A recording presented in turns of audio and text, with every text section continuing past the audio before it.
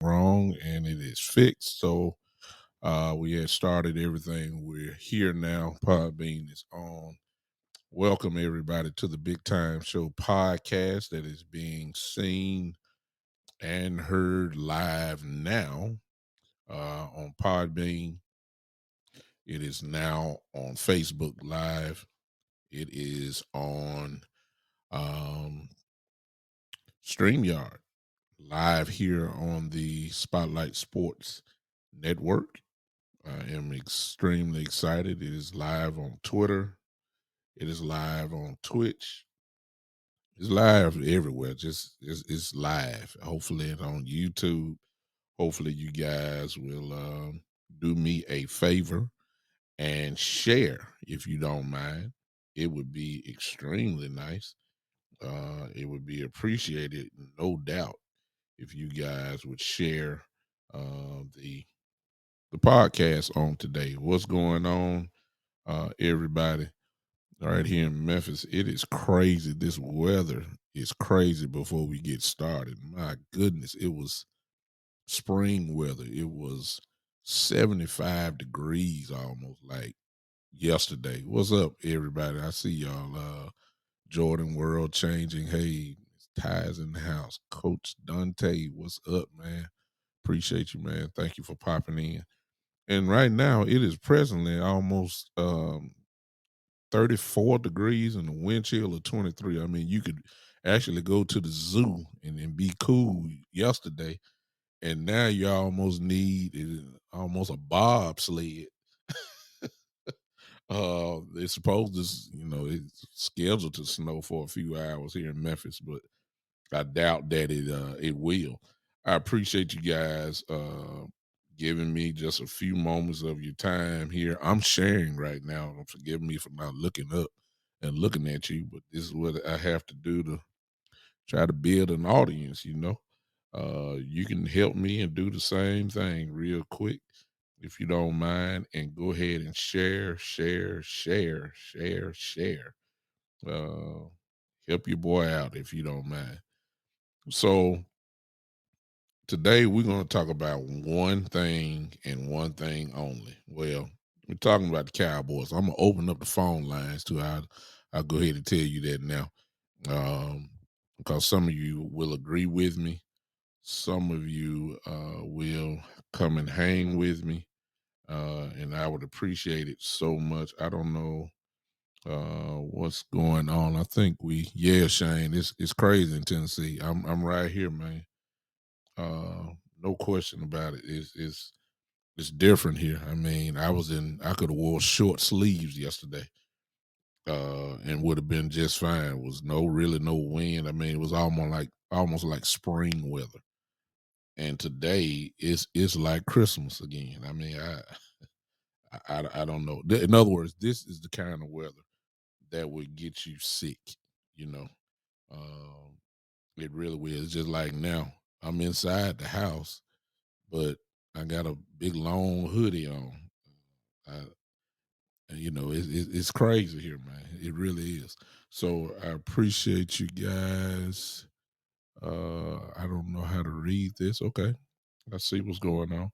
I'm still sharing. Forgive me, and I promise you I will get that. Listen, if you are not following my show, simply subscribe to it. It's simple. If you do not have my YouTube channel, it is simple. I'm about to go ahead and put the ticker up for you guys so that I don't have to say this all day and all night. You can just read it, and there it is, and here it comes. There it is. Those are the ways that you can see me live. You're on Podbean right now. If you want to switch, if you want to, and look at me live as we speak, whatever, I'll help you out. If you have a YouTube on your phone, go search out the Big Time Show podcast. Big Time Show podcast. That's simple. The Big Time Show podcast. Find my face. But I guess if you're on Podbean, you don't know what it is. I'm the very attractive black man.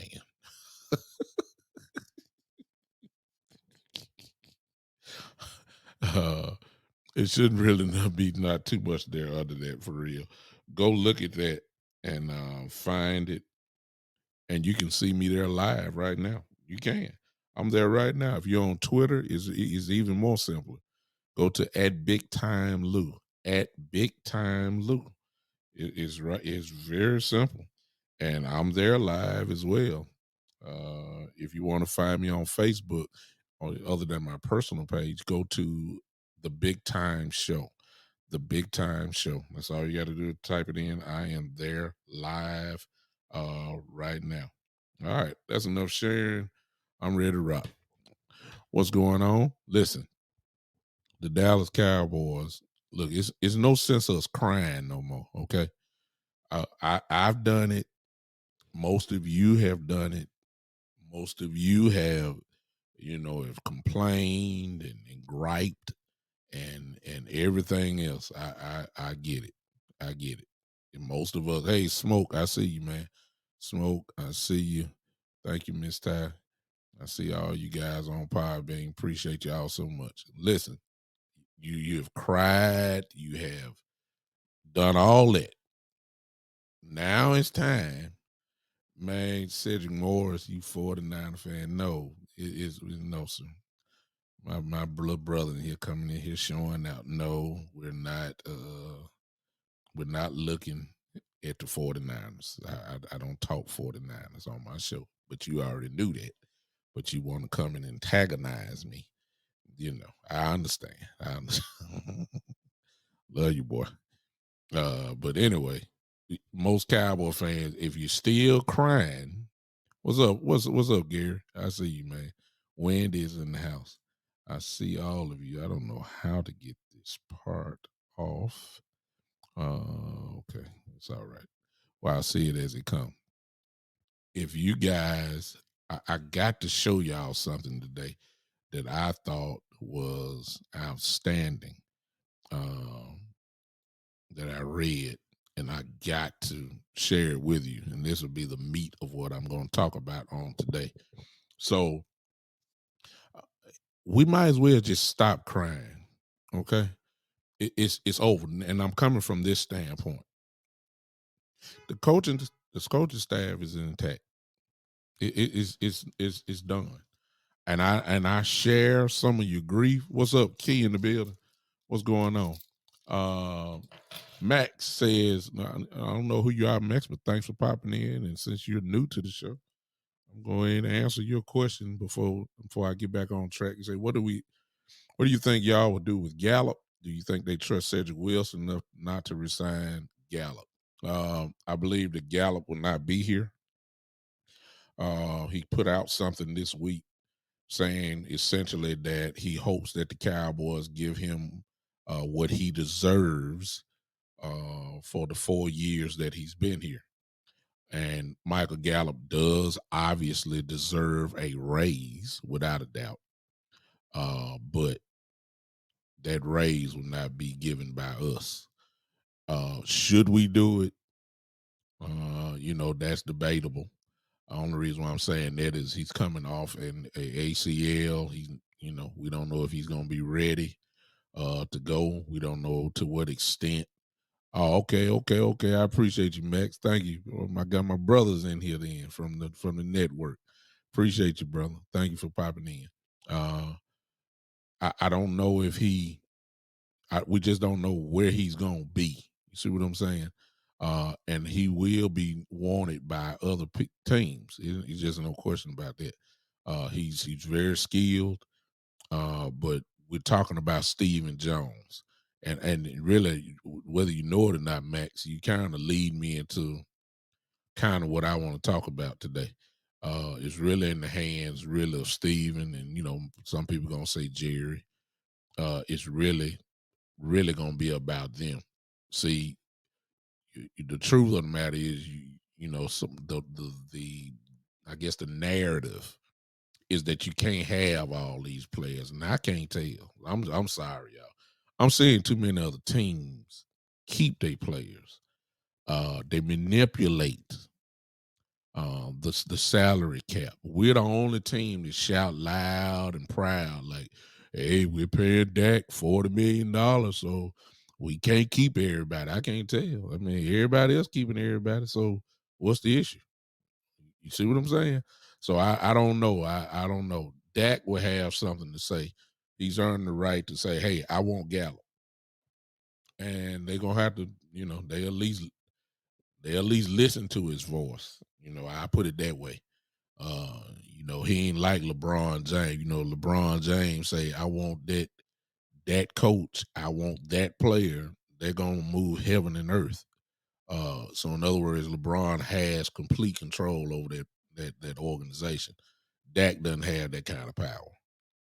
Aaron Rodgers has that kind of power, where he can say anything to Green Bay and they're gonna get it done because they want to please him. I don't think Dak got that. Jerry ain't never gave that up to anybody, and certainly Dak Prescott will not be the type of person that can dictate his roster.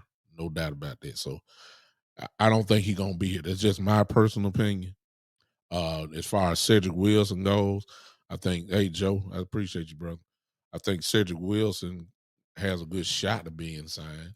I certainly, if you know that you're not going to sign Gallup, you had better sign somebody, because see what we don't want to do.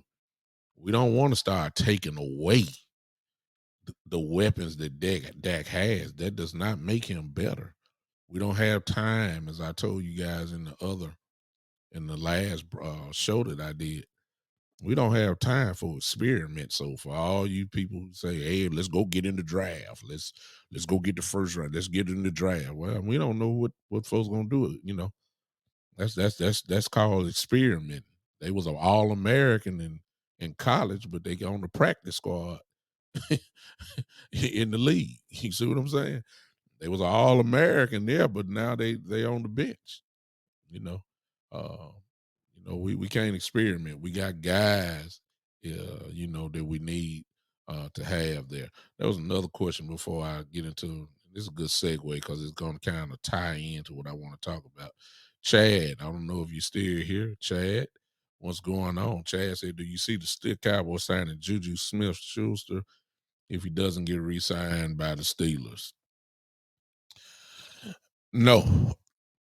However, I done thought about that for a while. Personally speaking, I don't want him. That's me. He's not all of that. But if the Cowboys make the stupid mistake of letting go of Cooper, see, we've already tried this receiver by committee thing before. And that's the reason why they traded in mid-season their first round pick to go get Amari Cooper. I hope they ain't forgot that. I mean, that's the reason why we traded in mid-season to go get Amari Cooper, because the receiver by committee part was horrible. We couldn't get nobody open. We couldn't get nobody moving. There was no breakaway speed nowhere. Bunch of possession receivers, and Dak needs something that can scare defense. Something. So you can't lose Gallup, Cooper, and Cedric Wilson. Good Lord. Somebody got to be here. So I believe that Juju is just Juju. The truth about Juju is this: he played with Antonio Brown when Antonio Brown was just unbelievably dominant in Pittsburgh. He was dominant like we seen Cooper Kupp be this year. That's how Antonio Brown was in Pittsburgh. And Juju was the second receiver, and he benefited from having single coverage. And he thought he was a number one receiver. And then he got a chance to be a number one receiver. And he found out real quick that he wasn't that guy. So to me, Juju is a number two receiver. He would benefit with playing with somebody like Cooper and Lamb.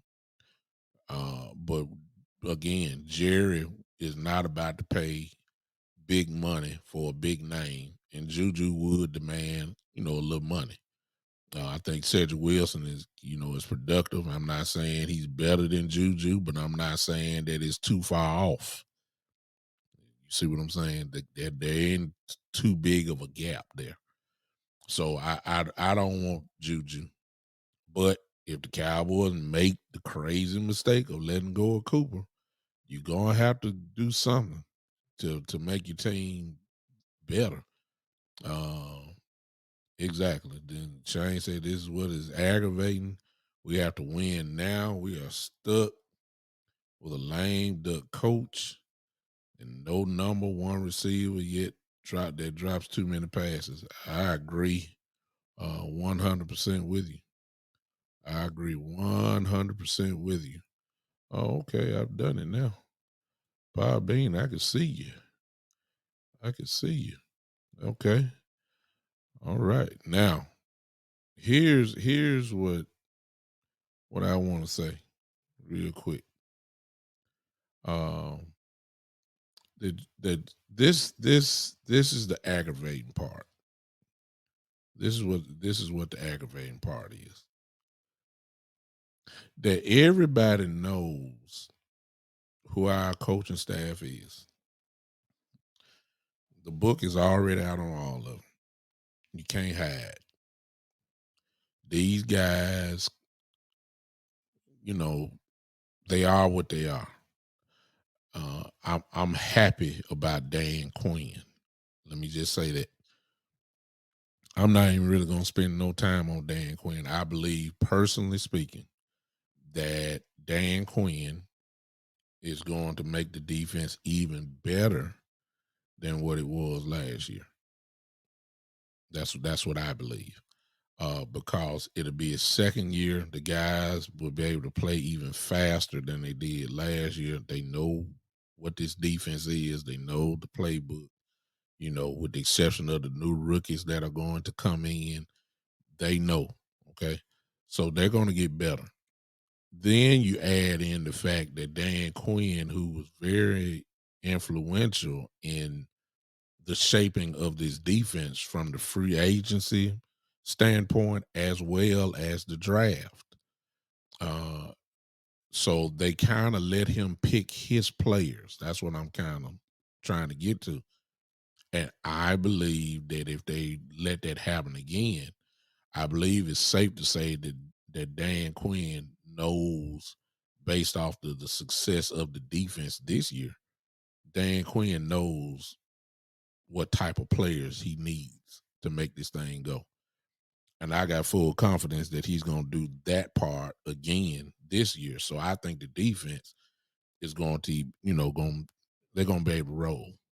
So I don't even want to, and that's even if we let go of now what we can't do. It. Let me stop myself. What we can't do is let both Tank and Randy Gregory go, because all bets are off if you lose your pass rushers, both of them. Because the rumor is cut D Law, and then the other rumor is you're not gonna be able to pay Randy Gregory because Randy Gregory gonna want a big payday, and he should. And most people say, well, we ain't gonna be able to do that. Now, if we don't have that, then then all bets are off. We got to keep one, at least one. Now, give me a break. Pick and choose. It make no difference to me. Just pick one. But I believe that we're gonna be fine. I'm not even worried about the defense. This offense, though, however, and this is crazy. What I'm getting ready to say is because, hey, Gary said I think they might tag Gregory if they release Law. Yeah, they ain't gonna let they ain't that'd be crazy if you let both of them go now. I mean, Cooper is one thing. My God, you talking about letting go of both of them, both of your pass rushers. No, that's not good football sense decision making. It's not, and I just don't think they're that crazy. Uh, Joe says it's not Cooper's fault that his numbers went down. It's Kellen Moore's fault for not calling plays for him. Joe, you're absolutely 100% correct. And that is going to kind of tie in to what I'm getting ready to say, which is going to be the meat for the rest of the day what we talk about, and then I'm gonna open up the lines and let y'all see if y'all agree with me. And so get ready for that. Y'all should see the call line there. I ain't opened it up yet. Don't call me quite yet. Let me get my stuff out real quick, and then I'm going to come. I see my chill Will. I see you. You in Podbean land. You can't sneak in here, man. I see you, brother. I saw you. I see you, man. I see you. I see you slide in here. I I see you. Yeah, I saw. Yeah, I know. I saw you. I saw you sneak in. What's going on, man? Thank you for popping in. Thank you so much. Let me tell y'all this, and you guys are hinting toward to what I'm saying, but let's look at some proof. Podbean, I apologize. You're not going to be able to see what I'm getting ready to show. Okay, so let me say it one more time.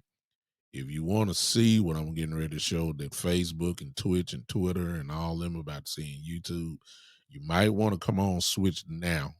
And I'll wait on you just for a minute. Go ahead and switch now to the big time show. If you got YouTube, fine. You by now you should know what I don't know if you know what I look like or not. You should. Well, you should. Let me put this in. If y'all see this face here, that's what you click on. All right. Let's see here. There my face is. There you go. All right. Go to YouTube now. Type in the Big Time Show channel. While you're there, go ahead and subscribe to it. Go ahead and go there now so I can show you. You say you see me? Smoke. Okay, okay, okay, okay. Okay. You already that's right. It's in that co-host thing over there in that line over there. Okay, there you go. Go find it and come on live because I got to share a screen with you guys. To kind of see you can just talk it, but you got to kind of back it up also. Um, that's what I feel like doing now. Okay. Here it is. One of the things I had here's my problem. Cause see, I'm trying to give the Cowboys credit for sound decision making, but yet it's getting hard to do that because things that should happen don't happen. Is really messing me up, and I don't get the bad decision making. Let me show you what I'm talking about. It came out after the season was over with that Zeke Elliott hurt his knee in week four, with a sprained MCL. Y'all know the story by now, but I just got to bring this up. Oh God, I thank you, Key in the building. Thank you guys for popping me up. Thank you, Key in the building. Uh, let me say this. He had week four when he's got the sprained MCL. Like, y'all come on with me, stay with me. Let's see if we can agree with this logic here. At least that's in my head. The injury did not require surgery, but it did require rest. We all know the story. Ezekiel Elliott did not rest. He tried to be a warrior and play on and all that. And they said, if you give him about 3 weeks, he's good to go. We already know what I feel about that. Like, my question is, okay, if he take 3 weeks, he got hurt in week 4, give him 3 weeks, and we had a bye week in there also mixed in. That would have been at least 4 weeks where he could have, gotten his rest. And my question is, why not? Why didn't they do it? It just did not make sense. It did not make sense. It didn't make sense at all. Thank you. My producer let me know I'm in the house. Okay. For those that want to see, it's the Big Time Show. I don't know why I didn't add podcast, but y'all know my face. The Big Time Show. That's all you got to do is type it in and go holler at me. I'm there live. Okay. Why didn't they sit them down? And in the meantime, why did they not flood the opposing defenses with a healthy dose of Tony Pollard? I'm lost. I'm lost. I'm really lost. I don't understand. I still don't understand. And to fast forward, to the playoff game, and as much as they talked about running Pollard, why in the world, when I look at the stat line, did Pollard only have 4 carries in the game? I'm stuck on that. And I'm having a hard time giving credit to management and the coaching staff, giving them or trying to give them logical football sense or credit or whatever word I'm looking for here. And I'm just not I'm lost. I'm trying real hard 'cause I love my team. I love the Cowboys, but I somebody ain't thinking over there. If the man look, see, y'all help me. Y'all come on help me. Y'all please. I'm not a doctor, but common sense tells me if you have a sprained MCL, getting hit on it because of the position that Ezekiel Elliott plays, that's not the answer. Yeah, come on, help me. If you don't mind, will you help me? I mean, that's not the answer that we're looking for. Him getting cracked on his knee, they tackle him at his legs. And case in point, Ezekiel at every game will start limping to the sideline. Y'all saw it. I just don't understand why you just didn't rest him and go ahead and get his ball to Pollard. Who, if you were to be honest now, notice what I'm saying. I'm not saying Tony Pollard is better than Ezekiel Elliott. I'm not saying that. However, last year, is it safe to say, in truth, that Tony Pollard definitely closed the gap on who was the best running back for last season? I believe I ain't said I didn't cross the line and say he was better than Zeke.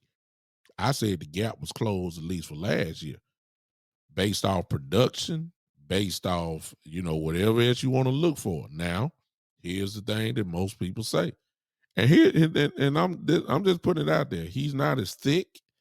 Hey, the star boy, the ship has landed. My partner in here, star boy.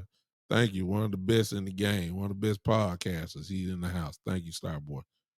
Listen to me. If Ezekiel Elliott, I'm not saying I'm not saying Pollard is better. I'm not. Don't get me wrong. I'm not. I'm just saying that the gap closed last year on who was the most productive running back on this football team. That's all I'm saying. Now, some people gonna argue and say, well, Tony Pollard can't block. He can't block.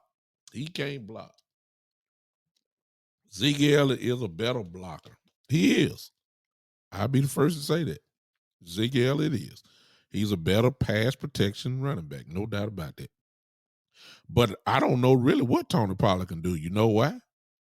He wasn't on the field. I mean, how are we gonna say what he is and what he ain't when he's nowhere to be found on the field? I'm sorry. I don't get it. I don't see it. Shane is feeling me now, so he want to go deeper, as you can see in the chat box. So she said, Bishop, let's dig a little deeper. What if the doctors cleared him, and that is what the coaching staff looked at? I wonder if Zeke told the doctor he wanted to play regardless of the injury. Shane, I agree with you 100%. I believe that did happen.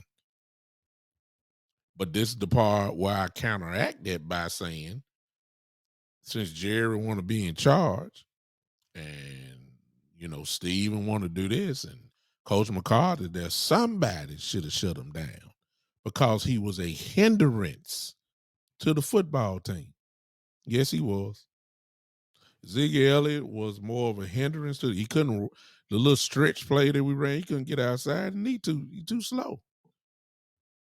Hey, D-Mac, I'm sorry, brother. I don't know why you couldn't get it. I'm sorry. Go to the Big Time Show, D-Mac, if you're still here. the Big Time Show on YouTube. Just type in the Big Time Show, and you can go there live, and I'll be there. There you go. Somebody should have shut him down, Shane. Whenever every game when he ran the ball, he always started limping. Everybody saw that. He just limping. He just that okay, appreciate you, D Mac. You done switch to Facebook. Cool. Look, he was limping, y'all. He did it every game. Zeke would always end up getting hit in the leg or keep pulling at his leg. He'll go limp and try to come back, and he wasn't right. He just was not right. Uh, yeah, I mean, Anthony Price, thank you, brother. Say you can't pay Zeke all that money to be a backup. You may have to trade Zeke. You become a backup. How you right about in essence what you're saying, Anthony, but you become a backup when you can't play. Man, the offense that we needed and the running game that we kept begging for, that we didn't need a 70% Ezekiel Elliott. No, we didn't need that. We needed him to be at least 80, 90. He never was that after week 4, which makes me wonder why Tony Pollard was not in the game. I don't get it. I still don't get it. I've tried to figure it out. I tried my best. And I don't get it. I really don't understand why. And I sound like a broke record because some of y'all had got the same questions too. Some of y'all got the same questions. And I know you do. Yeah, I know you do. I know you do. But we're gonna find some answers today. And it's gonna make y'all sick. It's gonna make you sick. It's gonna make you sick. I'm gonna go ahead and show you now. There was an article out by Aiden Davis on, let me look it up. It's from Blogging the Boys. Of course, come from Dallas, February the 9th. So that just happened a couple days ago. There was an article that was out, and it's talking about primarily Tony Pollard and his usage. Just in case you want the title of it, the title of it is "The Problem with Tony Pollard's Usage Goes Deeper Than Attempts Alone." That's the title of it. The problem with Tony Pollard's usage goes deeper than attempts alone. All right, I'm I'm I'm flabbergasted after I read this. Exactly. Starboy is saying stuff that we've been saying for the last 3 years. I'm quite sure on his show, he's saying the same thing. He's been asking for an I formation with Tony Pollard and Zeke. Could have been on the field at the same time. That leads to another whole story, which I'm going to get into, Starboy, in just a second. I ain't going to ruin it here. But I want y'all to see this. Podbean, I'll do my best to read it for you, and just listen, and then you guys be able to comment. But let's look at this in the article. Two major things that were said. There it is for you. Let's look at it. It's talking about the carries, of course, that he didn't get, but Aiden in this article went even deeper. Okay, and you guys can see that. I hope you guys can see that, but I'm going to read it anyway because I think it's that. If you can't see it, I'm sorry. I don't know what I got to do, but I'm going to read this, and hopefully you guys can figure it out. I'm skipping through a lot of the article, but this was a major point. There's one other major point in here. It says when the Cowboys had the lead in games, Pollard received nearly 38% of the rushing attempts, including 55.6% when Dallas had a 2-touchdown lead. That number dropped to 23.5% when the Cowboys are tied or losing, including 21.7% in a tied game. Pollard is often on the sidelines in these situations. Let's stop right there. when the Cowboys was in the lead, he got the ball 55.6 carries a game. When the game was tied, and let's eliminate the beginning of the game because we all know Zeke came out. I think he does about 2 series and then they switch, stuff like that. So I'm not even counting it. But when they got tied or losing, he only got the ball 21.7% in a tied or losing game. First question. Could it be that if the Cowboys had a 2-touchdown lead, that Tony Pollard probably contributed to that? Come on, y'all. Come on, help me. I mean, if he contributed to the lead, isn't he good enough to, number one, sustain the lead and maybe to even expand the lead even more? And if he's a weapon at the beginning of a game and he's productive at the beginning of a game, why all of a sudden this attitude and this mindset comes that says all of a sudden he's not productive and he shouldn't get the ball? We're going to get the ball because we're behind to a running back that is only at least 70%. He can't run outside. He can't shake nobody. He's good for goal line because that's all he do: run in and block and fall for 2 yards. That's good for goal line. Now all of a sudden you forget about him, and then when we look at the stat sheet, then you got to look like a fool getting up at a press conference, a post game press conference, saying, "Hey, somebody raising, hey, Tony Pollard only got the ball 4 times in the playoff game. Why is that?" Then you got to come up with this broken record. Oh, well, we feel like we have to get Tony Pollard in the game, and he needs to be heavy involved in the game planning, and he needs to get the ball more. We got to get him touches, running and catching, and we got to do that. He needs to be a big part of it. You're the one calling the plays. Why? Help me.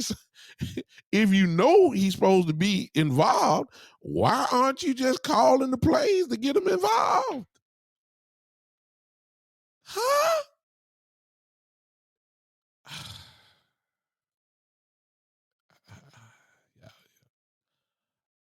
I'm trying so hard. I'm trying so hard. I'm trying so hard. Maybe I'm not the maybe I'm not the only one that's seeing this. All right. I don't get it. I don't get the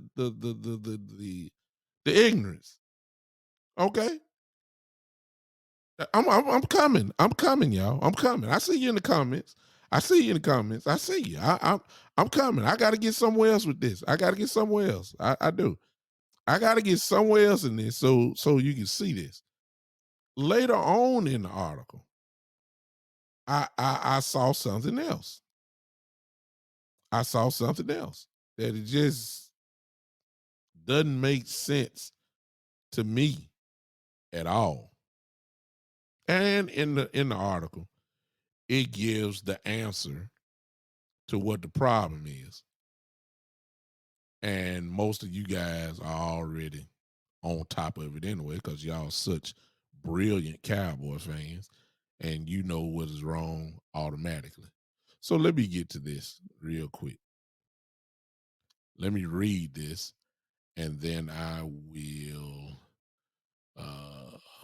look at it here. All right. I think I found it. Let's see here. Let's see here. I hope y'all. Hey, my brother, my show enough brother in here now. Geechee is in the house, and as always, he come in with fire and brimstone. I got to put this in. This is what they said. They figured it out. Stuff that we already know. So let's look at this. This is what happened later on. I'm coming back to your comments in just a second. This is what they said. Look what they said. They saying the same things we're saying.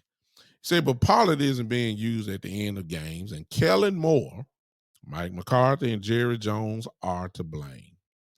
At the most basic level, Kellen is the offensive coordinator and likely decides who is in and out for certain plays. Let's stop right there. That's the truth.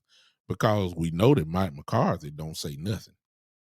Jerry's up in the box entertaining. So Kellen Moore ought to know, hey, Zeke, same way he calls Tony Pollard out the game to put Zeke back in is the same way he can take Ezekiel Elliott out and put Pollard back in the game. So that's on him. And then he says the fact that Moore doesn't recognize the weapon he is leaving on the bench in high leverage situation is an indictment of his coaching abilities. That is a hard statement right there. Let me read that one more time. See, some folks, we saying the same thing, but some folks can just put nice words together to drive it on home a little bit rougher. Because this is a slap in the face to Kellen Moore. Oh, ain't no doubt about that. Listen what he says again. The fact that Moore doesn't recognize the weapon he is leaving on the bench in high leverage situations is an indictment on his coaching ability. I mean, let's just go ahead and just say you can't coach then. That's what he's saying. Because you ain't smart enough to put the right players on the field. That is what he is saying. And it's part of me. I'm not saying he can't coach. I'm just saying, like, Doc, I mean, you know, but every time Pollard touched the ball, man, it's at least 5 yards minimum. I ain't even talking about the ones he break away. I mean, every time he touches the ball, at least last year, please show me all. And you can't count the negative plays. It ain't too many. He's more explosive. Well, let me say this. He was more explosive than Ezekiel Elliott was last year. No doubt about that. He was the one that he was the game changer. He was the 1-2 punch. See, we weren't even a 1-2 puncher no more. We were just a one punch. Now, what do you tell me Tony Pollard don't get the ball 4 times a game? That ain't no 1-2 punch. And shoot, that ain't even a 1.5 punch. That's just a one punch. You know what I'm saying? I'm just calling it like it is. He said that the fact that he don't even recognize the weapon that Tony Pollard is an indictment on his coaching abilities. Translation, what he's saying is this man's supposed to be on the field, man. Let's stop being loyal. See, loyalty would kill us, which is one of the big problems of the Dallas Cowboys. We're too loyal. I ain't got to go through all these examples again. You know, Jason Witten being on the field way too long instead of letting the other guys come in who were threats offensively, you know, down the field threats like Jarwin was and Schultz was you know, a little bit, you know, he was not what he is, you know, back then like he is now. But I'm just saying we don't know because he was on the bench. Because Jason Witten got to play every play. He's, you know, catch the ball, fall down. Nowhere near effective as he was, you know, early with Romo and all that kind of stuff. He just got older, you know. But we were loyal to Jason. We wouldn't put the best players on the field. It's horrible. It don't make sense. Then we're too loyal to the draft pick that we had. LaConnor Williams is a perfect example of that. We're loyal to a second round draft pick. He was drafted in the second round. We got to make it work. We got to make it work. When you know this man getting his brains kicked in every Sunday, Lord have mercy. Can you please put somebody in left guard, please? Can you please sit him down? He getting destroyed out there, and he been getting destroyed for years. Can we finally do something? No, but he's a second round pick. We're gonna ride it out.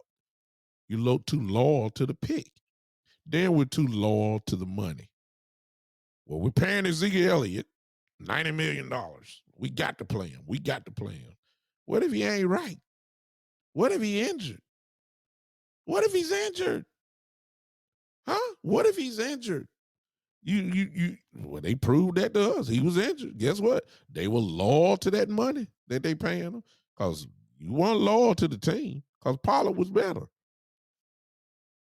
Pollard was better last year. Everybody got admitted. I mean, I love Ezekiel just like everybody else. And please don't talk about the pass blocking. I know Ezekiel can block pass, but I don't know what Pollard can do because he was on the bench. I don't know. I don't know. Everybody said, well, he can't block. Well, I don't know that. I don't know that. I don't know that. And you don't know it either because he was on the bench. How you know what somebody can do if they don't do it? How you know? We don't know. If Pollard understood and could read a defense and know where the blitz is coming and can step in front of him, no, he's not as strong as Zeke is. I know that. I'm not saying he is. He's not as strong as Zeke. He's not as thick as Zeke. And we, I mean, but come on now. We needed him in there. Oh, Starboard, stop. Let me get to the comments. Y'all lighten it up now. Y'all lighten it up.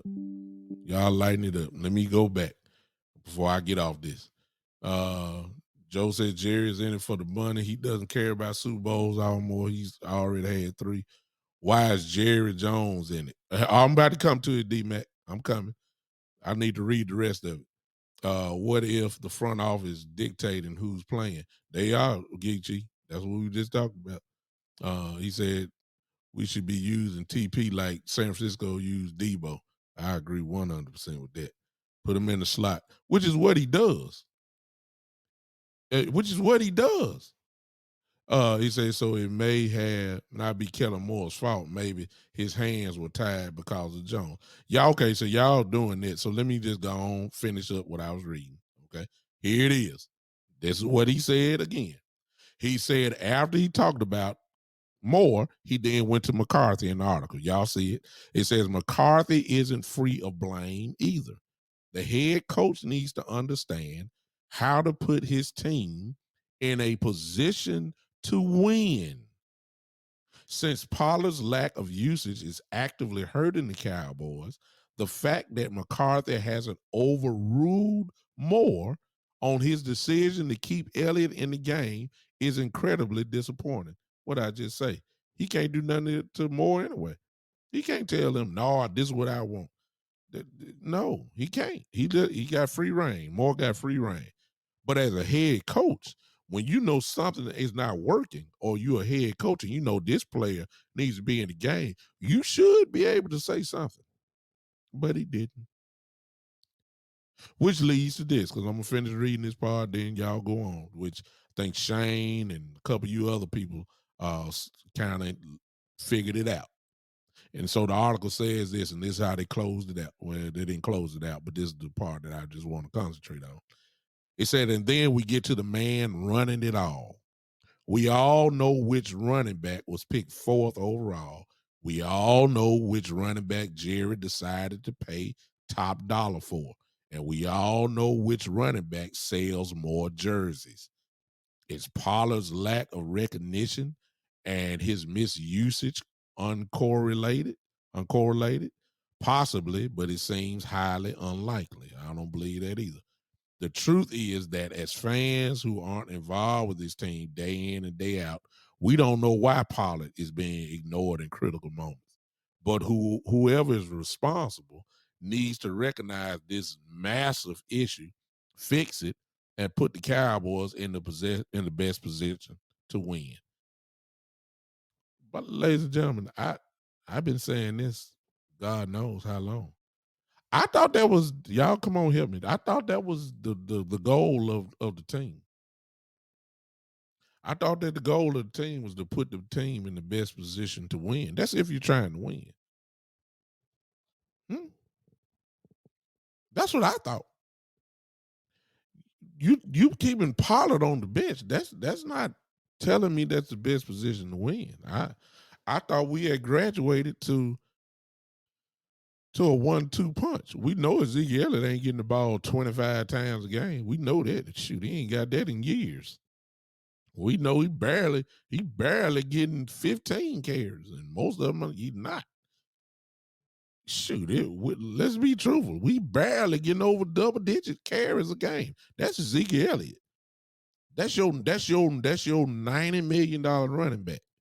But I ain't really worried about Zeke because see, this is what they're gonna do. And this is why I'm trying to tell you, let's find the solution, which I'm about to get into now, since we got the same coach, since we got the same coordinator. We got to stop crying and complaining. And I'm part of that too.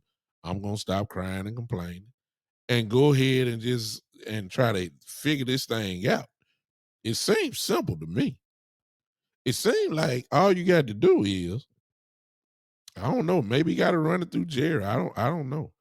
But you can't tell me, you can't keep coming to me week after week talking about, well, we got to get Tony Pollard the ball. We have to make a way. You ain't trying.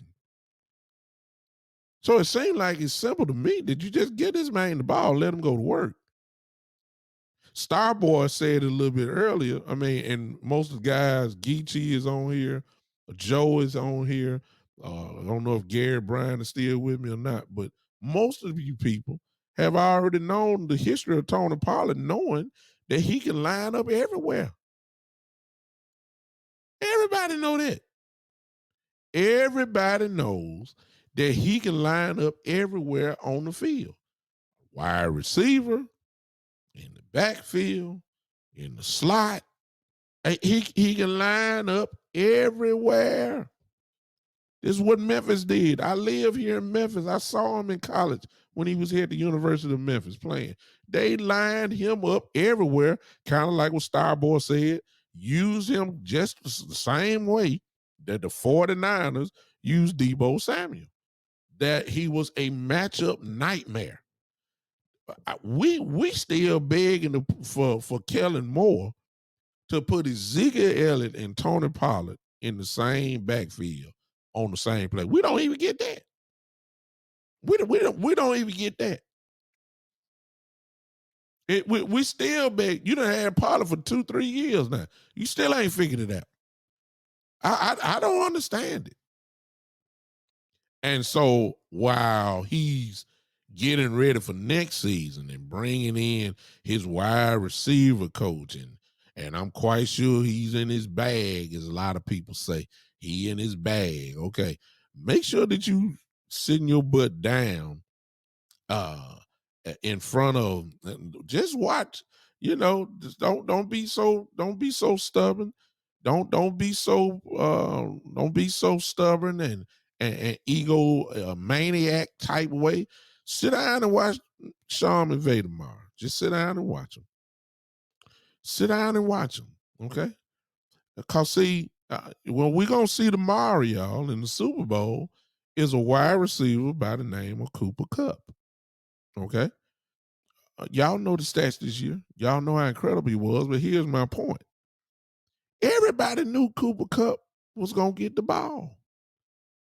They doubled him. Sometimes they tripled him. He still got his numbers. How did he, if you got 2 men on you and you got 3 men on you sometime, how in the world you get over 100 catches, receptions of the year? You almost got 2,000 yards receiving and had double-digit touchdowns. It's called scheme. That's how it's called. It's called offensive scheme. In other words, we're going to do different formations, stack receivers on one side, double on one side. However, we're going to motion him. We're going to do whatever. Cooper Kupp couldn't be stopped. Cooper Kupp couldn't be stopped. And you going to sit and tell me Amari Cooper can only get 3 catches a game? Really? You didn't move him around. You didn't do nothing. You just line them up on one side. Get open. I'm just telling y'all the truth. See, this is scheme. There's nowhere in the world you can tell me our defensive coordinator does not plan for Cooper Kupp. And they're planning, then it couldn't be stopped. That's scheme. That's brilliance by Sean McVay. Kellen Moore, sit down, go watch Sean McVay. Don't copy his plays. I don't care. Do it. Then get you a tape of Kyle Shanahan so you can learn how to run the football. Ain't nothing wrong with that. Nothing. Go on learn. Because your system ain't working. Yeah, you the number one offense. I get it. I get it. I get it. But you can't tell me that Amari Cooper only supposed to have the numbers that he have. No way. And you can't tell me Tony Pollard don't supposed to get the ball. I got a real problem with it. I got a real problem with it. I do. I'm still stuck at that, y'all. I know y'all done moved on to the draft and y'all scouting players and all that kind of stuff. Shoot, he got players. Why y'all worried about the draft? He can't get the ball to the veterans that he got. I don't get it. Some of y'all talking about getting the wide receiver, and I look, he can't get the ball to the wide receivers that he got now. Huh? I, I'm sorry, y'all. I'm sorry. I'm sorry. I'm sorry. I'm still stuck at Tony Pollard.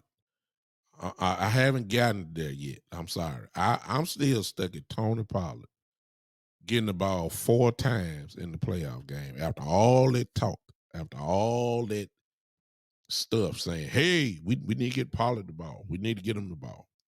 We need to get him the ball. We need to get him the ball. We really need to get him the ball, y'all. We need to get him the ball. We need to fill him up. I can't tell. Tony Pollard jersey didn't even get dirty. Tony Pollard jersey didn't even get dirty. It's really ridiculous, y'all. I'm serious. It's really ridiculous. All right, I done pleaded my case. Okay, I've pleaded my case. I'm opening up the phone lines. It's there on your screen running right now. If you're on Podbean, go ahead and push that button, the call in button, and I will get to you and see you on that as well. All you got to do is click that. Hey, appreciate y'all. But if you want to call in, you can call in right now. Call in that. And maybe y'all feel the same way. And, as I always say, I'm not too big. So I don't mind being challenged. And maybe you're right. Maybe you're right. I'd be glad to say it. It ain't no big eye and little U's on my show. And I ain't gonna block you and all that kind of stuff. So you can come on in. Now, if you get too crazy, now I gotta go on, get you on out of here. But if not, but the phone lines are open. Maybe you see it like me. Maybe you see it like me. I don't understand it. I do understand it. I'm just hoping that it's a change, and I really don't see the change coming because it ain't changed in so many years, and that's particularly talking about the Jones family. I just don't. They're going to stay in the way. They really are. They have handcuffed the offense in their own way by not by forcing an issue that that Ezekiel Elliott should have been sitting down for at least 2 to 3 weeks. No, that's what it is. I really believe that. I believe that it's because of them. And I know Zeke talking about, I want to play. I want to play. Somebody should have shut him down. Somebody should have shut Zeke Elliott down. Somebody should have. Somebody should have.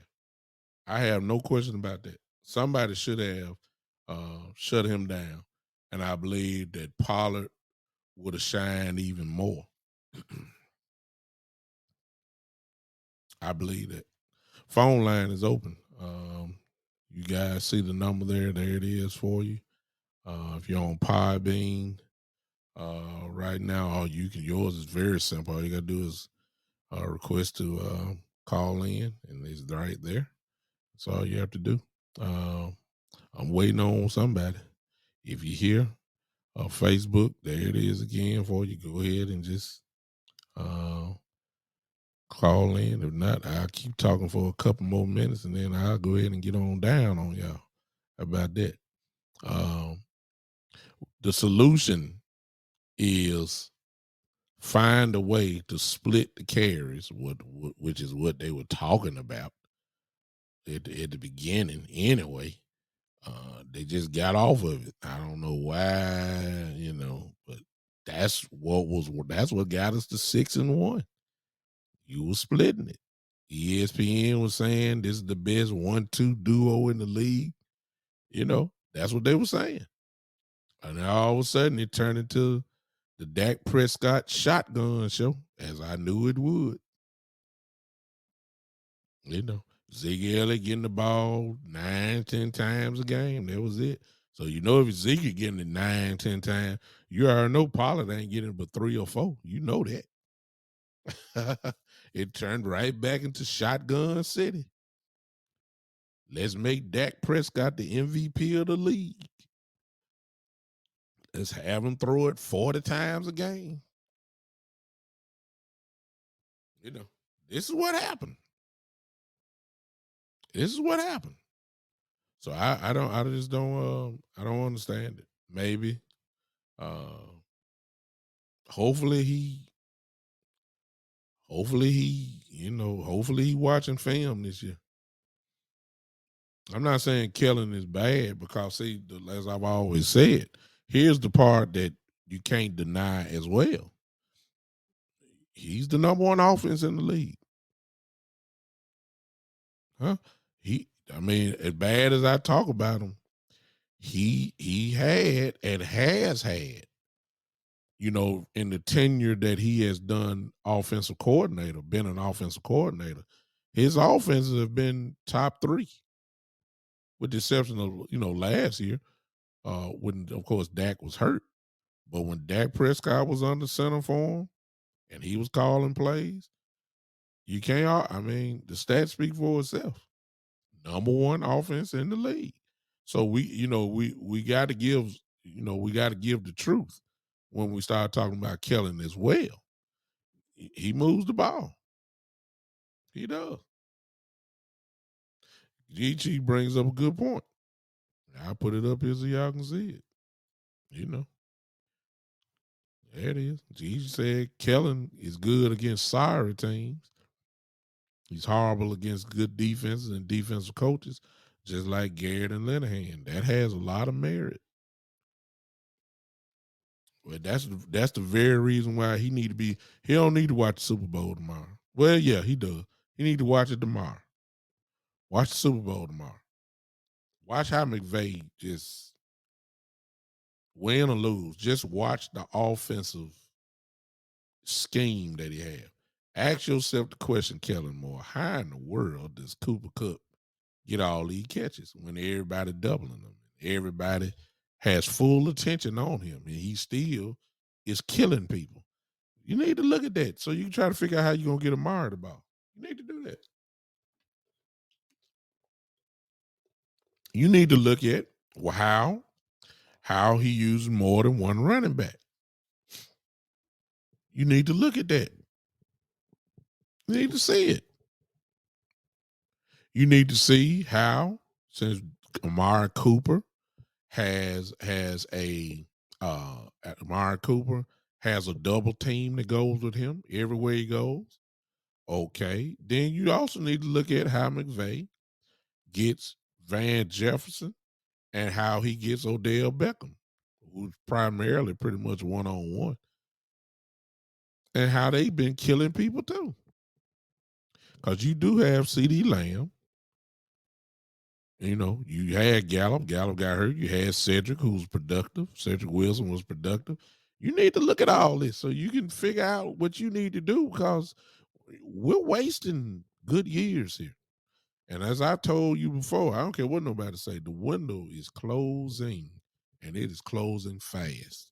Some would even argue and say that it is closed.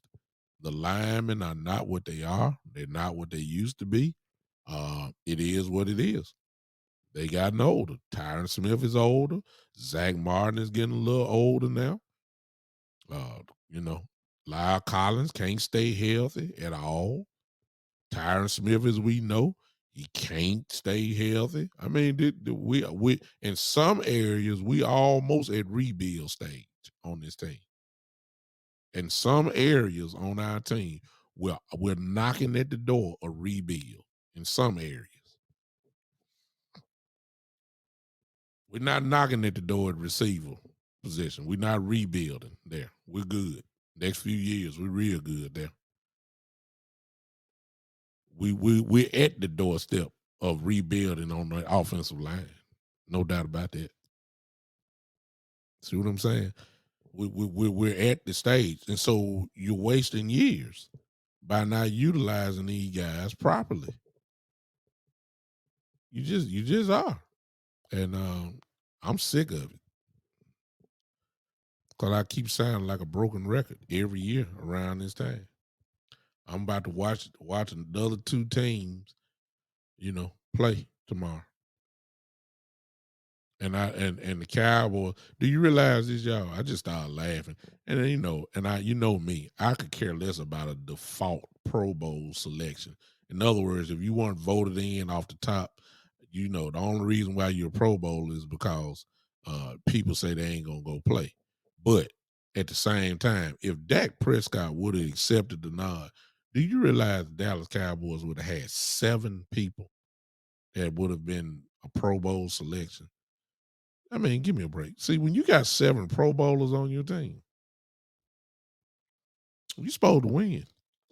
Hello.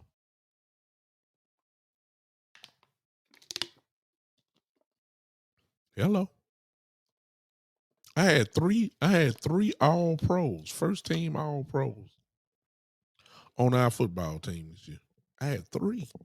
Zach Martin, Michael Parsons, Trayvon, Mr. Lord have mercy Diggs himself. 3. Ladies and gentlemen, that you don't get a lot of look, you can go back to the great defenses and all that. Teams don't have 3, 4 all pros on the team. See, when you got that on your team, you gotta win. Huh? You have to win. You know, the NFCs that ain't good enough now. That's not good enough now. Now when you got the roster we got, no. Mm-mm. No, you gotta give me something. You gotta give me something. Geechee say coaching and ownership is what fails us. Which means then, as you guys have heard me say so many times before, and it's perfect because Geechee have said it. We are truly in a position where the talent level has to override the front office management decisions and the coaching decisions or bad coaching decisions. We just gotta hope that the talent level of CeeDee Lamb catch a 5-yard slant on a 3rd and 12 and hope that he just break away and break it to the house. That's when the talent overrides the play call or bad play call. We gotta hope that Michael Parsons, his incredible talent, erases some bad bad tackling or something. The talent level has to take over because now Quinn is good. Quinn is good. I ain't worried about him. It is what it is. Joe said if D Law didn't miss all his games, he would be an all pro too. He might have made a Pro Bowl, but his days of making all pro Joe, that ain't gonna he's not that anymore. He's not. Geechee says that the ownership won't spend money to get talent here. Exactly. That's because we love crackerjack free agents. We just did good last year. Sunshine on a dog tail every now and then. So We got lucky last year with Curse and KZ and Neil. We played pretty decently. Other than that, he believes in this you know popcorn Overall popcorn Redenbacher popcorn free agent. You know, first team Volvo All American team. That's where you get your free agents from.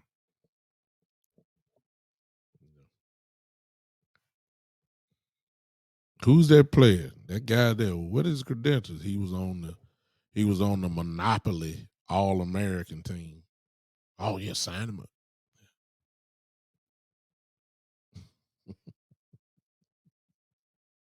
You gotta laugh and keep him crying, y'all. I mean, I'm serious. This is what he does. So it's gonna be the same thing this year. We gonna get these grocery store free agents. We gonna get that again and hope that he, roll the dice and get lucky. That's what's gonna happen. Y'all know that. That's Stephen Jones. We ain't spending no money. We got to, that's another whole show in itself what Stephen Jones said this week about the salary cap and all that. Man, folks can know how to manipulate. Maybe Stephen needs to go to class with the Rams and Kansas City, because I swear they keep adding folks. I'm talking about top-notch folks. And they come in, they ain't playing for cheap. And some kind of way they good. They own the team. Baby Steven need to go sit down and learn something, because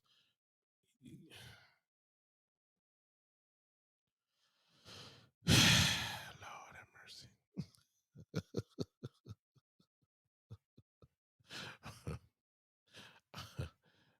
Maybe they need to. Maybe he need to. I don't know, man. I don't get it. At least spend it on one. I need impact guys. Give me one guy on defense who gonna immediately give me impact. Go give me a defensive tackle, a dog, one. You ain't got to spend all your free agent money there. Go get me a left guard. Go spend the money on one or two players. You ain't got to do like the Rams and buy up everybody. Go get Odell. Go get Von Miller. Go get that person. Or the Buccaneers the year before. Go get Antonio Brown and Gronk, and go get Brady and go get. You ain't got to get 5 or 6 guys. Just give me one, because you're close. Give me a defense. Look, we've been begging for a defensive tackle and a safety for the last 8 to 9 years. Good Lord, haven't we figured it out yet? I'm just saying, y'all. I mean, I don't get it. I don't get it. I don't get it. I'm trying to find the solutions. I mean, I'm trying to help Kellen, because he's our offensive coordinator. Ain't no sense of crying no more. He is. Shane says, Bishop, I got another theory for you. Maybe Jerry's so invested in making the NFL money by supporting other teams, by building all these fans stadiums, he's involved in the politics of the NFL. He is involved in the politics of the NFL, but he wants to win. He just forgot how he ain't forgot. He's trapped too. See, I keep telling y'all. See, I don't believe Jared just put on that front like he the general manager, but everybody know Will McClay doing all this. It ain't him. Jerry Jones ain't watching no film. Jerry Jones ain't studying, breaking down no players. He's going strictly out the recommendation of the scouting department and Will McClay. Steven may know a little bit, but this is Will McClay. He just ain't got the title. But Jerry wants that credit. Jerry wants to win, but he forgot what he did in the 90s. The 49ers was on fire in the late 80s and the early 90s. And the Cowboys was a very young team. They had real good players in Troy and Michael and Emmett making their first Pro Bowls and all that, but they weren't ready to go over the top.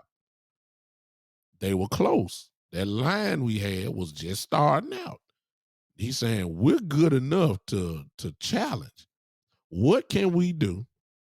Well, this was Jimmy Johnson was there. What can we do to carry us over the top? They made one move. They got Charles Haley. That's what Jerry did. Jerry didn't care.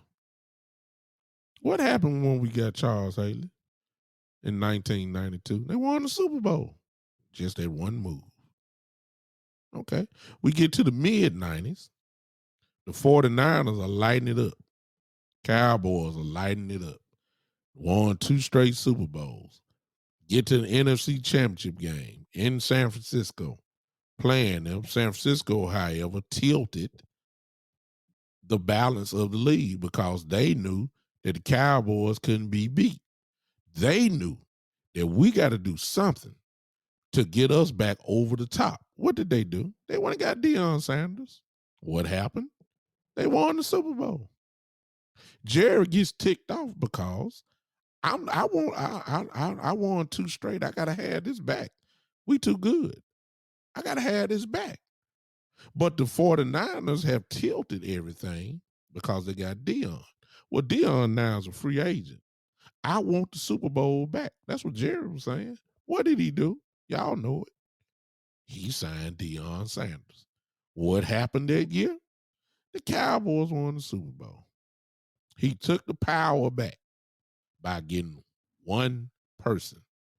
What happened to that Jerry Jones, y'all? What happened to him? Why is he letting Steven dominate it? And keep in mind, the story is true. When he signed Deion Sanders, his son jacked him up on the wall and said, "You done lost your goddamn mind, man." First of all, that's when he should have turned into daddy. Now, I don't know how y'all were raised, but let me tell you something. I won't even raise my hand to my daddy now, yet alone put him on the wall. Please understand that. Jerry should have slapped the dog mess out of Steven right then and there. Say, son, you done lost your mind. Please don't forget who I am. I'm signing Deion Sanders. You better not say nothing else. You better not say nothing. It's the same age difference. When you were born to this point now, it's the same age difference. And if you raise your hand at me one more time, I promise you, I brought you into this world, I'll take you out. That's what he should have done then. But no, he let Steven grow. And now it's to the point the moves that Jerry Jones used to do, he won't even attempt them now. He won't even attempt them now. It's Steven's era. And Steven has made it very clear. Y'all heard it. You got to draft and develop. We believe in drafting and develop. And it's true because that's all he do. He ain't trying to get no, all you need is one guy. When you have a loaded team, sometimes all you need is one guy to carry your butt over the top. I believe we won. Well, not now because I don't think which is another conversation within itself. Say I don't think that we're gonna sign LVE. I don't think we're gonna sign Neil back. I believe that we're gonna have 2 spots open and everybody's pointing toward Cox coming back, which I don't mind. You know, Parsons needs guys beside him. Hopefully hopefully we can do that. But it just remains to be seen. Yeah. Geechee said Jerry worked for everything he had. Steven is entitled. How he talks shows you who he is. Exactly. He's a spoiled man who's been privileged all his life, and his father obviously has let him, kind of live his way, even at the expense of talking to him crazy. Um, I don't understand it. I don't get it. I don't get it. Y'all excuse me just for a second, if you do not mind. If I got to do this real quick. Excuse me just for a second. Just a second, y'all. Y'all be all right. Don't leave. I'm coming back in just a second.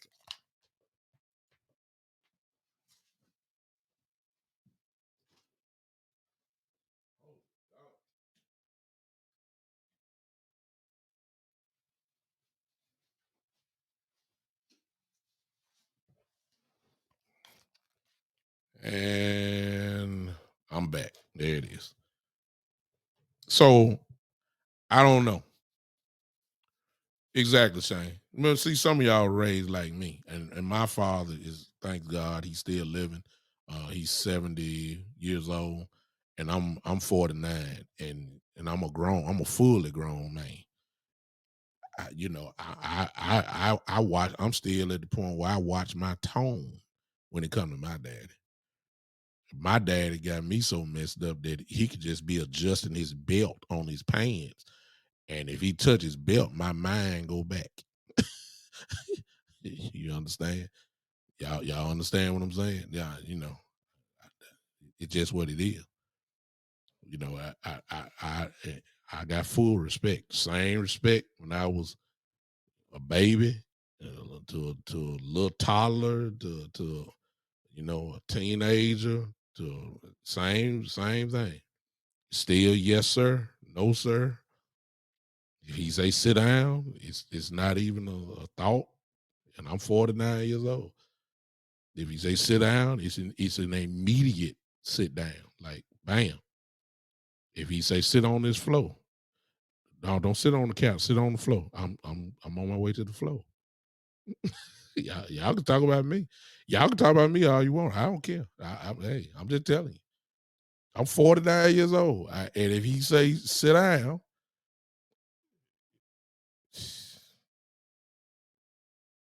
I'm sitting down. It's called respect. And I don't understand why Jerry didn't slap him in his face right then when he jacked him up on the wall. That's me. Okay, so everybody ain't raised the same way, but Jerry has lost that part. He tried it one time, y'all, and Steven didn't like that, and I guess it's justified. Y'all remember when we signed Greg Hardy? Y'all remember that? That's a Jerry type move. Of course, it didn't work out. And I know Steve was like, didn't I tell you, man? Stop this mess. Now, of course, Greg was cheap, but Steven didn't even want him on the team. Jason Garrett didn't even want him on the team. See, Jerry used to do stuff that nobody, Parcells didn't like T.O. But Jerry did. See, that's T.O. was a Jerry Jones move. He definitely wanted a Parcells move. Parcells didn't like him so much. You remember what he used to call him? The player. Wouldn't even call him by his name. You know he didn't want him on the team. But that was a Jerry type move. You see what I'm saying? Jerry don't make those moves anymore. We just got to get lucky and draft those type guys. And hopefully they turn into something like Micah Parsons. Hopefully we can draft one of those guys and things turn out well. That's where we are. That's where we are. Cause he ain't gonna sign nobody. He ain't gonna sign nobody. So Geechee, I don't know if you still here, but we know what he's supposed to do, but he ain't gonna do it. It is what it is. All right, guys. I appreciate you guys hanging with me. Oh, well, besides Quinn, who can develop players on this roster? Good question, Geechee. Did we lose Fieldman? Because I don't care what y'all say. Joe Fieldman is a good offensive line coach. He is. He can develop them. Um, but again, they come with scheme. Like how do we know? Let's be honest with y'all. How do we know that our guys couldn't block when all they were doing was pass blocking? I don't know what they can do. And you telling me Tony Pollard only got the ball 4 times and Ezekiel get the ball right at 9, 10 times. That's not enough to let me know what my offensive line can do because it sounds like to me all they're doing is backing up pass blocking. So, I don't know what they can do. They ain't had the chance to lay on nobody and push them out the way and keep laying on them. So when the fourth quarter comes, maybe those guys are tired. But instead, we're tired because all we're doing is taking the aggression of the defensive line and linebackers blitz. I don't know what my offensive line can do. Because we start running. All we want to do is give Dak 40 to 45 pass attempts a game. You can't find out if your line is physical when all they doing is bagging up, pass blocking. You can't do it. I don't know what they can do. Now, Philman, I think, can develop guys. And you said he got caught up in politics, Geechee, and you're absolutely right. Because I'm quite sure he wanted to run the ball. All right. The next guy that offensively, who I think has a chance to do it is the new coach, the wide receiver coach that he loves. I think he can too. But again, you can train them all you want. If the scheme ain't right, you ain't, man, come on. If the play calling is not right, then we look like what we look like at the end. You know, that's it. McCarthy, as crazy as it may sound, Geechee, McCarthy can do it. McCarthy can do it. But he's caught up in the politics too because he can't really influence nothing. He can't. And see, I don't care what y'all say. I don't care what y'all say. I don't care what y'all say. Mike McCarthy won a Super Bowl. He did. And some of y'all gonna say, well, he had Aaron Rodgers. Well, guess what? Everybody else had Aaron Rodgers too, and they ain't won. Aaron Rodgers only won with one coach and his play calling and his system. And that coach was Mike McCarthy. So if I got a coach who was an offensive play caller and a head coach who at the end of the year raised the trophy up, that tells me that at least he know what he doing. That's now exactly. So I'm just saying, all the MVPs and Aaron Rodgers just got another one. That's make 4 for him for the year, but he only won the entire thing with one coach.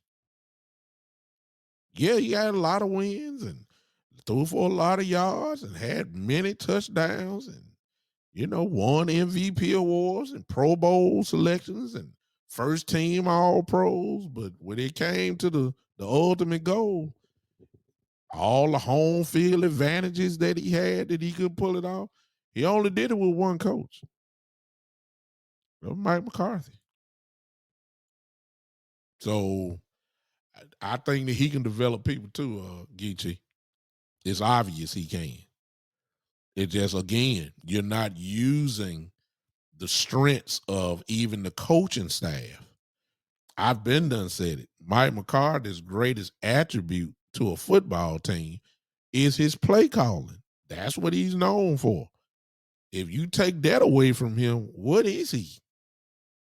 He looked like Jason Garrett 2.0 to me. He just standing there. He can't influence. You know he ain't saying nothing to Dan Quinn. You see what I'm saying? You know that. He ain't saying nothing to Bones. Bones got the special teams rolling. Huh? He got the special teams rolling. So he ain't saying nothing to Bones. The only thing that he said, the only thing Mike McCarthy do is this. We're going for it on 4th down. But he let Kellen Moore call the play. Or he might tell Bones, hey, let's go after him on this one. Let's try to block the punt here. Let's try to block the punt. Let's try to block it. That's his only contribution. His biggest contribution is play calling. He ain't doing that. I'm almost questioning, we'll never know this. I'm almost questioning how much involved he really is on the game plan, because it was Mike McCarthy himself say this. He said that if you're installing the game plan, you're the one that's calling it. So that eliminates him, because Kellen Moore is installing the game plan. So I'm still at, what is he doing? The coach McCarthy, I'm saying. What is he doing? What is his worth? Talking about he'll see he just did this for the first couple times, first 2 years. You know, I mean, I don't know. So I believe McCarthy can develop it. And y'all know what I feel about it. I had said before the season was over with. I said that as far as Shane, I think Shane said he's a lame duck coach. I believe that too. But if he's a lame duck coach, and this is going to be his final year, which is probably going to look like because the cloud of Sean Payton will be over Dallas this whole next season. Ain't no doubt about that. If this is going to be his last year, at least let him go out swinging his way, which is the reason why I wish Kellen Moore would have been gone. Because if he would have been gone, Mike McCarthy would have took over the offense. And I believe Mike McCarthy would have done a hell of a better job than Kellen Moore. I believe that. But he gonna go out at the expense of Kellen Moore calling plays. Dan Quinn will carry him straight. You know what I'm saying? That's why I say I said this last show, and I say it again. If Dallas start off slow this year, I'm not sure Mike McCarthy gonna make the pressure gonna be too high. The pressure's just gonna be too high. Folks gonna be talking about the Cowboys even more. Dallas gonna turn their back on it. If they start off slow, I'm not sure Mike McCarthy gonna make it through the year. That's why they pumping up Dan Quinn like they are. Because they'll let Dan Quinn go ahead and take over for the rest of the year. And that's why they pumping him up. Dan Quinn, as y'all know, just won Assistant Coach of the Year award that's been given out in the NFL honors. It's setting up easily. He ain't got much room. I'm serious. I don't think he's gonna make it. Because Kellen Moore gonna be Kellen Moore.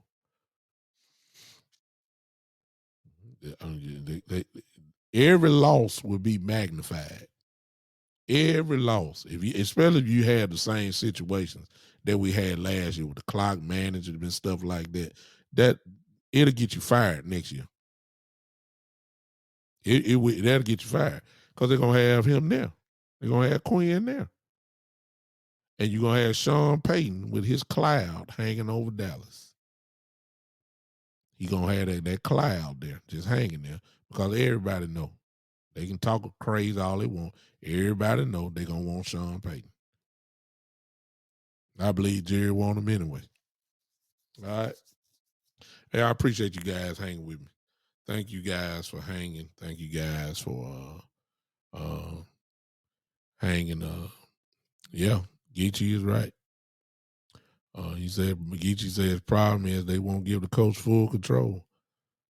Well, that ain't just started now, Geechee. That's been in existence for a long time. That stopped. The full control stopped when Jimmy Johnson left.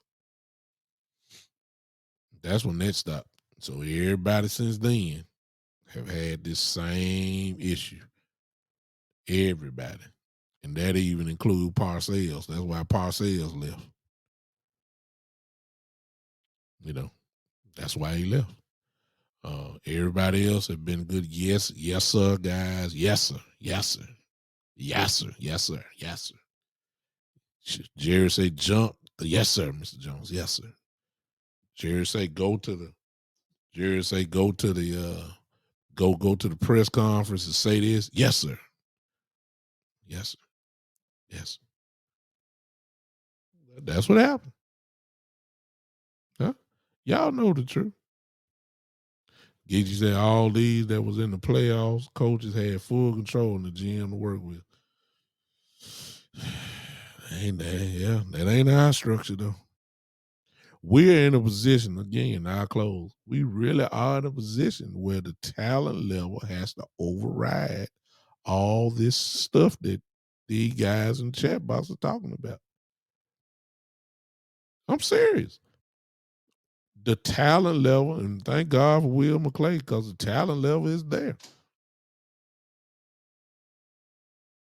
We have to find a way to make things happen in spite of the coaching and the management. That's where we are. And we got it. We got that type of talent where it can cover up the mistakes. but they getting older. The window is closing, y'all. I hope Kellen Moore is sitting in front of a TV now.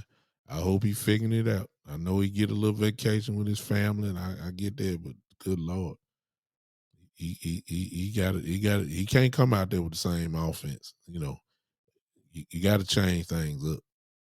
You got to get physical and stop being so finesse. We're not physical enough.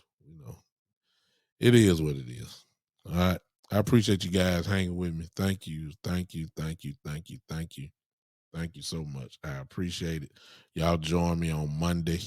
I'll be back on Monday at 7:00 here at the Spotlight Sports Network. I will be right here again with you guys.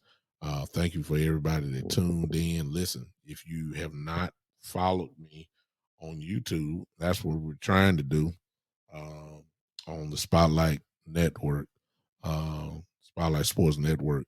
Go to my show, which is the Big Time Show, and simply subscribe and follow on my YouTube channel. It would be appreciated. As you can see there in the ticker there that is flowing, if you want to follow me, these are all the ways that you can follow me. If you want to become a patron of the show on Podbean, all you have to do is click that red reward bag, make a decision for monthly subscription to the show. It would be greatly appreciated. If you're on Facebook, Twitch, Twitter, YouTube, again, you need to go to the Big Time Show 3 .supercast.tech. There it is on the screen for you. The Big Time Show 3.supercast.tech. That's all you have to do. Make a decision, and you can follow me. Become a patron of this show. I would appreciate it so much. There's all the information again where you can follow me. And I appreciate it so much. Thank you. I'm out of here, y'all. I'm out of here. As soon as I find my goodbye music, I shouldn't have to tell y'all what to do, but y'all go ahead and do it. We leave out of here partying. That's the way I do it. Put your hands together. Come on, let me see some clap emojis if you know how to do that. If you're on Podbean, go ahead and let me see the clap emoji, because that's what we're gonna do. Because we out of here. We did it again. Another show, another time. And I'll see you on Monday. This is the Big Time Show.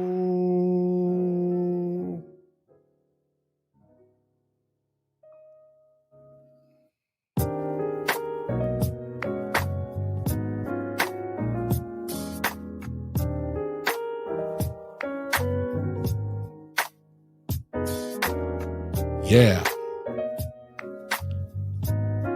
Yeah.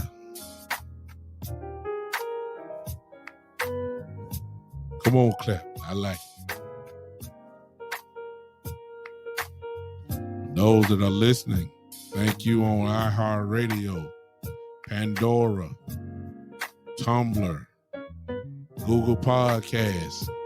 Thank you so much for hanging with me. If you're not following me, go ahead and follow me where you're listening to, wherever you are, wherever platform. Go ahead and do it now. I appreciate you. I'll see you on Monday. This is the Big Time Show.